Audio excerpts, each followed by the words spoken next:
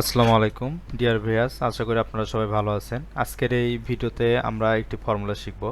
অর্থাৎ এখানে আপনারা দেখতে পাচ্ছেন আমার কিছু এমপ্লয়ের নেম দেওয়া আছে, আবার এখানে কিছু এমপ্লয় আছে এবং এখানে থার্ড টিমে কিছু এমপ্লয় আছে। এই এমপ্লয়গুলোকে আপনারা সবগুলো এমপ্লয়কে আপনারা একটা লিস্টের মধ্যে নিয়ে আসতে চাচ্ছেন। তাহলে এই লিস্টেতে যদি নিয়ে আসতে চান তাহলে আমরা একটা ফর্মুলা ইউজ করব। সেই ফর্মুলাটা হচ্ছে ভ্যাস্ট্র্যাক। অর্থাৎ ভ্যাস্ট্র্যাক ভ্যাস্ট্র্যাক যে ফর্মুলাটা আছে এই ফর্মুলাটাকে আমরা কল করব। কল করার পর আপনি যে রেঞ্জ থেকে নিতে যাচ্ছেন সেই রেঞ্জটাকে সিলেক্ট করবেন, কমা দিবেন। দেওয়ার পর আবার যে দ্বিতীয় যে আপনার এমপ্লয়গুলো আছে বা প্লেয়ারগুলো আছে এটার কলটা রেঞ্জ করবেন।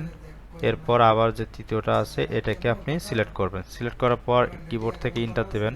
তাহলে আপনি এখানে দেখতে পাচ্ছেন আপনার যতগুলো এমপ্লয় ছিল সবগুলো এমপ্লয় একটা লিস্টের মধ্যে চলে আসছে। তো আপনারা এই ভেস্ট্রাক ফর্মুলাটা ইউজ করে খুব সহজেই আলাদা আলাদা যে এমপ্লয়গুলো বা আপনাদের যে প্লেয়ারগুলো থাকবে বা যেটাই থাকুক না কেন, যে নেমগুলো থাকবে এই নেমগুলো আপনারা একটা লিস্টের মধ্যে খুব সহজে নিয়ে আসতে পারবেন।